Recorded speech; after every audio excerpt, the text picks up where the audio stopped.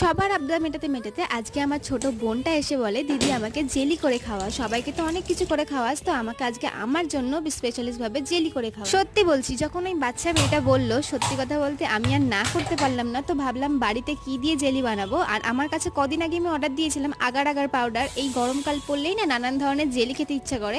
তো ভালোই হলো, একদিক দিয়ে আমার এটা কাজেও লেগে গেল। দেখো, জেলি বানানো ভীষণ রকম সোজা। এক দুটো উপকরণ থাকলে তোমরা কিন্তু বাড়িতে অনায়াসে জেলি বানিয়ে ফেলতে পারবে। গরমকালে কিন্তু জেলি জিনিসটা বাচ্চাদের খুব পছন্দ। বাড়িতে দেখলাম একটা নারকল ছিল, তো ভাবলাম নারকলের জেনি বানিয়ে দিই। তো ভেতর থেকে নারকলের জলটা, শ্বাসটা আলাদা করে আমি শ্বাসটাকে ছোট ছোট পিস করে নিয়েছি। তোমরা কিন্তু ডাব দিয়েও করতে পারো। দেন একটা কড়াইয়ের মধ্যে নারকলের জল, হাফ কাপ চিনি, 1 কাপ আগার আগার পাউডার, যেটা ছাড়া আজকে জেলিটা হবেই না, এইগুলোকে দিয়ে মিশিয়ে একটা পাত্রের মধ্যে রেখে এই নারকলের কুচিগুলোকে দিয়ে 2 ঘন্টার জন্য ফ্রিজে রেখে দিয়েছি।